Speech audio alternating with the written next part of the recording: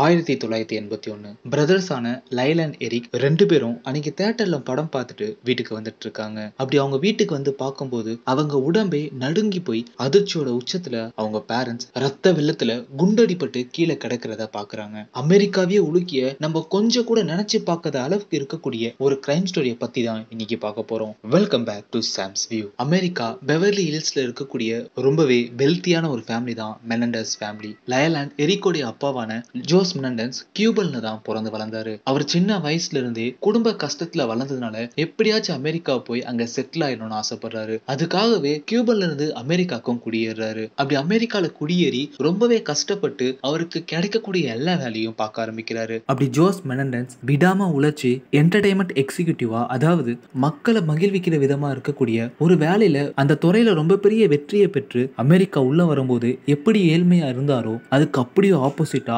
அமெரிக்காலேயே ரொம்பவே லக்ஸரியஸான ஒரு லைஃபை வாழ்ந்துட்டு வராரு. அவருடைய ஒய்ஃபான கிட்டி 1962 மிஸ் ஓக்லா உலக அழகி போட்டியில இவங்க தான்ப்பா பியூட்டி குவீன் சொல்லக்கூடிய ஒரு அவார்டையும் வாங்குறாங்க. இவங்க 2 பேருக்கும் பிறந்த பசங்களான லைல் அண்ட் எரிக்கு ரொம்பவே பிரிவிலேஜான ஒரு லைஃப் கிடைக்க ஆரம்பிக்குது. ஒரு சராசரியான மனுஷன் லைஃப்ல எப்படிலாம் வாழணும்னு ஆசைப்பட்டிருப்பாங்களோ அது எல்லாத்துக்கும் மேலேயே லைல் அண்ட் எரிக்கும் ரொம்பவே லக்ஸரியஸான ஒரு லைஃபை வாழ்ந்துட்டு வந்தாங்க. இது எல்லாத்தையுமே அவங்க பக்கத்து வீட்டுல வசிக்கக்கூடியவங்க எல்லாம் பார்த்து வாழ்ந்தா இப்படி ஒரு வாழ்க்கை தாண்டா வாழணும்னு நினைக்க ஆரம்பிக்கிறாங்க. ஆனா அது கதவுக்கு வெளியே இருந்து மட்டும்தான்.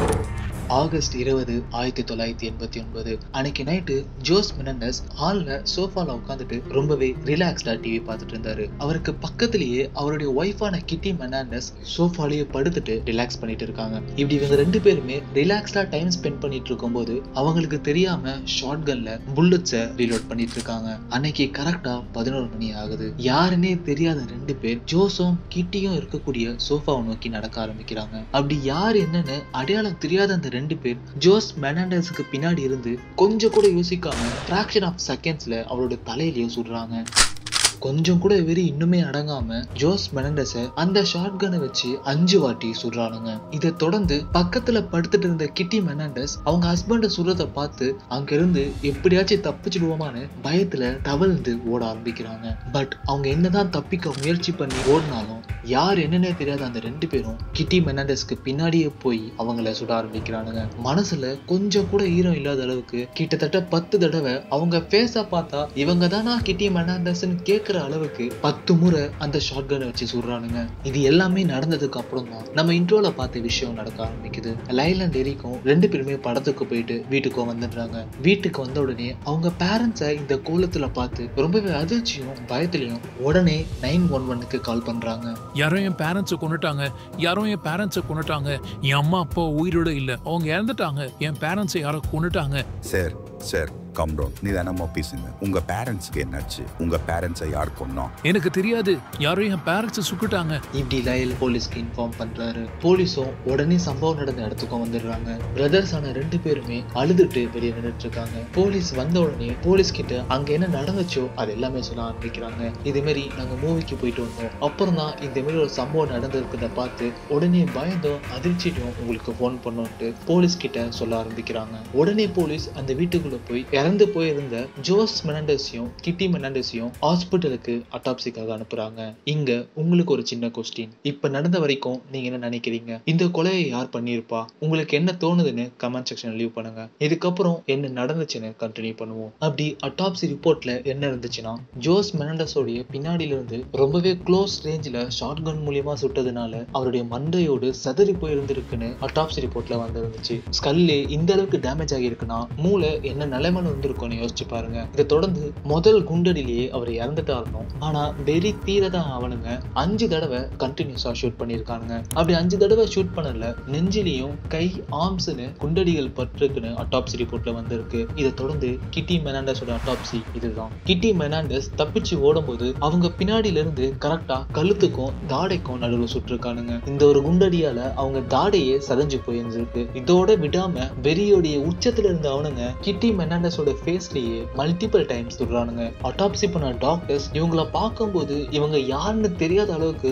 அவங்களுடைய ஃபேஸையே செதைச்சு வச்சிருக்காங்கன்னு டாக்டர் சொல்றாரு. அது மட்டும் இல்லாம கிட்டி மெனண்டஸோடைய தோள்பட்டை, நெஞ்சு, கை, இடுப்புன்னு பல்வேறு இடங்கள்ல, அது மட்டும் இல்லாம கிட்டி பெர்னாண்டஸ் இறந்ததுக்கு அப்புறம் தான் பல முறை இவங்க சுட்டிருக்காங்கன்னு டாக்டர்ஸ் இதையும் சொல்லியிருக்காங்க. இப்படிப்பட்ட ஒரு கொலை நடந்திருக்குன்னு அமெரிக்கா முழுவதுமே காட்டு தீ போல பரவ ஆரம்பிக்குது. போலீஸும் உடனே இன்வெஸ்டிகேஷன்ஸையும் ஸ்டார்ட் பண்ணிட்டாங்க. அப்படி போலீஸ்க்கு ஃபர்ஸ்ட் இருந்த டவுட், ஜோஸ் மெனண்டஸ் வேலை செய்யக்கூடிய இடத்துல யாராச்சும் எதிரிகள் இருக்காங்களா, அவங்க பிளான் பண்ணி ஜோஸ் மெனண்டஸை கொண்டு இருப்பாங்களோன்ட்டு யோசிக்க ஆரம்பிக்கிறாங்க. அப்படி நிறையவே இன்வெஸ்டிகேஷன்ஸையும் சஸ்பிஷியஸா இருக்குன்ட்டு சில பேரையும் கூப்பிட்டு விசாரிக்க ஆரம்பிக்கிறாங்க. ஆனா பல வாரங்கள் கடந்து போயும் குற்றவாளி யாருன்னு போலீஸால கண்டுபிடிக்க முடியல. போலீஸ் கொஞ்சம் கொஞ்சமா தடுமாற ஆரம்பிக்கிறாங்க. அப்படி போலீஸ் பல தரப்பை விசாரிச்சுட்டு இருக்கும் போது ஜோஸ் மெனண்டஸ்க்கும் கிட்டி மெனண்டஸ்க்கும் பிறந்த பசங்களான லைல் அண்ட் எரிக் ரொம்பவே ஃப்ரீயா சுத்திட்டு இருந்தானுங்க. அவங்க பேரண்ட்ஸ் இறந்து முழுசா 2 வாரம் கூட ஆகல. ஆனா அதுக்குள்ளேயே ரொம்பவே அதிகமான செலவுகளை பண்ண ஆரம்பிக்கிறாங்க.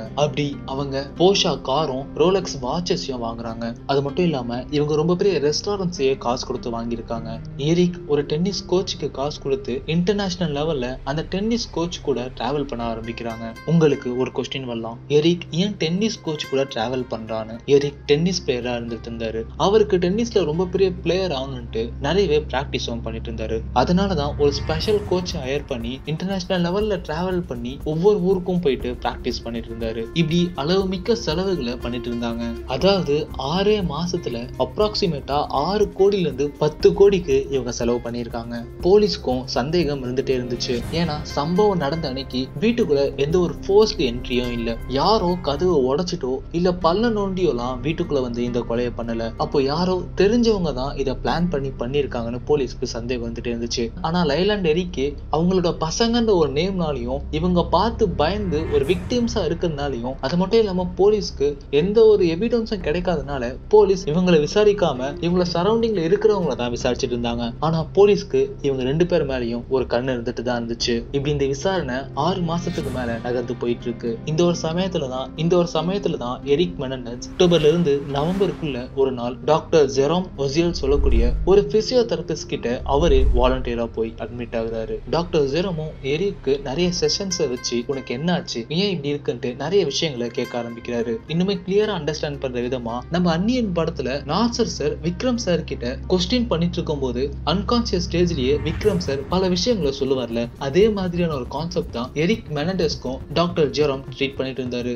அப்படி அன்கான்சியஸ் ஸ்டேஜ்ல எரிக் டாக்டர் கிட்ட சொன்னது இதுதான், நாங்க தான் எங்க பேரண்ட்ஸை கொன்னோம். ஆகஸ்ட் 20க்கு முன்னாடியே சாண்டிகோல இருக்கக்கூடிய ஒரு துப்பாக்கி கடையில ஃபேக் ஐடியை வச்சு ஷார்ட் கன் நான் தான் வாங்கினேன். எங்க பேரண்ட்ஸ் எப்போ வீட்டுல தனியா இருப்பாங்கன்னு பார்த்து பிளான் பண்ணி எப்படியெல்லாம் அவங்களை கொல்லணும்னு பிளான் போட்டு அந்த பிளான் படியே அவங்கள கொன்னோம். எங்க பேரண்ட்ஸை கொன்னுட்டு உடனே அங்கிருந்து அந்த துப்பாக்கில இருந்து செதறி விழுந்த ஷெல்ஸையும் எடுத்துட்டு தூரமா போய் மண் தோண்டி புதைச்சிட்டோம். இதை தொடர்ந்து தான் நாங்க படத்துக்கு போய் அந்த படத்தையும் பார்த்துட்டு எதுவும் தெரியாத மாதிரி வீட்டுக்கு வந்து அப்புறம் தான் போலீஸ் கம்ப்ளைண்ட் கொடுத்தோன்னு எரிக் மெனண்டஸ்கே தெரியாம டாக்டர் ஜெரோம் கிட்ட கன்ஃபஸ் பண்றாரு. இந்த மாதிரி டாக்டர் கிட்ட சொல்லிட்டு இருக்கும்போது டாக்டர் இவங்க தான் கொலை பண்ணாங்கன்னு ஸ்டார்டிங்ல எரிக் சொல்லும் போது டாக்டர் இந்த விஷயத்தை ரெக்கார்ட் பண்ண ஆரம்பிச்சிட்டாரு. ஆனா டாக்டர் இதை வெளியே விடாம எங்க இதை நம்ம வெளியே விட்டா நம்மள இவங்க கொன்றுவானுங்களோன்னு பயத்துல இருந்தாரு. ஆனா ஜெரோமுடைய ஒய்ஃப் இது ரொம்பவே இம்பார்ட்டன்டான ஒரு எவிடன்ஸ், இதை போலீஸ் கிட்ட கொடுத்து எப்படியாச்சும் அவங்களுக்கு தண்டனையை வாங்கி தரணும்னு டாக்டர் ஜெரோமுடைய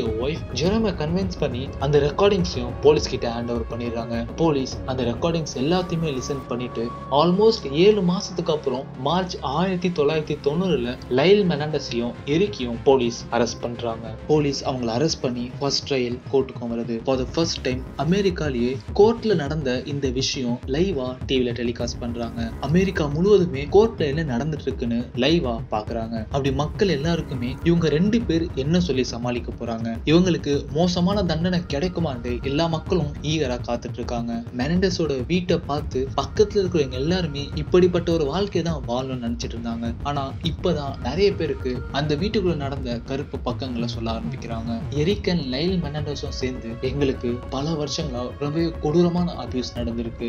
எங்க பேரண்ட்ஸ் சின்ன வயசுல இருந்தே ரொம்பவே ஸ்ட்ரிக்டான ஒரு பேரண்டிங்க பண்ணிட்டு இருக்காங்க. எதை பண்ணனாலும் இதை பண்ணாத அதை பண்ணாதன்ட்டு எங்களை ரொம்பவே கண்ட்ரோல்டா வச்சுக்கணும்னு தான் நினைச்சிட்டு இருந்தாங்க. அது மட்டும் இல்லாம எங்க மேல நிறையவே ப்ரெஷரை போட ஆரம்பிச்சாங்க. நாங்க எதை பண்ணாலும் நீ இதை சக்சீட் ஆகணும், நீ இதை சக்சஸ் சக்சஸ் பண்ணணும், நீ சக்சஸ் பண்ணாதான் உனக்கு சாப்பாடு, நீ சக்சஸ் பண்ணாதான் உனக்கு எல்லாமேட்டு ரொம்பவே ப்ரெஷர் பண்ணிட்டே இருந்தாங்க. எங்களை எமோஷனலாவும் பிசிக்கலாவும் ரொம்பவே அடிச்சு டார்ச்சர் பண்ணாங்க. இதை தொடர்ந்து எரிக் ஜட்ஜ் கிட்ட என்னுடைய 6வது வயசுல இருந்து ஒவ்வொரு நாளும் என்ன செக்ஷுவலி என்ன டார்ச்சர் பண்ணியிருக்காங்கன்னு, இதை நான் வெளியே சொன்னா என்னை யாருமே நம்ப மாட்டாங்கன்னு எரிக் ஜட்ஜ் கிட்ட கன்ஃபஸ் பண்றாரு. இதை தொடர்ந்து லைல் மெனாண்டஸ் ஜட்ஜ் கிட்ட, நாங்க எங்க அப்பாவை பார்த்து பயந்து மட்டும் இல்ல, எங்க அப்பா எங்களை கொல்ல போறாருன்னு பயந்து போயிருந்தோம். இந்த ஒரு அளவு மிக்க பயத்தினாலதான் எங்களுக்கு என்ன பண்றதுன்னு தெரியாம நாங்க கொன்னுட்டோம், நாங்க காசுக்காக கொலை பண்ணலன்னு ஜட்ஜ் கிட்ட இவங்க சொல்றாங்க. இப்படி இவங்க 2 பேருமே ஜட்ஜ் கிட்ட சொன்ன உடனே அந்த கோர்ட்ல இருந்த மக்களும் டிவில லைவா பார்த்துட்டு இருக்கக்கூடிய பொதுமக்களும் இவங்க 2 பேரும் இவங்கள கஷ்டங்களை பட்டு இருக்காங்கன்னு அவங்க 2 பேருக்கும் பாவம் பார்க்க ஆரம்பிச்சாங்க. ஆனா இப்படி எல்லாருமே அவங்களுக்கு பாவம் பார்த்துட்டு இருக்கும் போது அதை அப்படியே மறைக்கிற மாதிரி ஆப்போசிட்ல இருந்த வழக்கறிஞர், இவங்க பணம் பேராசையால இந்த கொலையை பண்ணிருக்காங்க, இவங்க சொல்றத நம்பாதீங்க, இவங்க விக்டிம்ஸ் கிடையாது, அப்படி விக்டிமா இவங்க இருந்திருந்தா அவங்க பேரண்ட்ஸ் இறந்த கொஞ்ச நாள்லயே கோடிக்கணக்கான பணத்தை செலவு பண்ணிருக்காங்க, அந்த செலவுக்கெல்லாம் என்ன காரணம், இது மாதிரி பேரண்ட்ஸ் எங்களை அபியூஸ் பண்ணிருக்காங்கன்னு இந்த கேஸ்ல இருந்து தப்பிக்கிறதுக்காக இந்த காரணங்களை சொல்லிட்டு இருக்காங்க. இந்த காரணத்தை நம்ப வேண்டாம், இந்த 2 பேரும் அவங்க பேரண்ட்ஸே கொன்ன ரொம்பவே கொடூரமான கேவலமான மர்டரர்ஸ், இவங்களை நம்ப கூடாதுன்னு இப்படி வழக்கறிஞர் சொன்ன உடனே அமெரிக்காவே 2 விதமா பிரிய ஆரம்பிக்குது.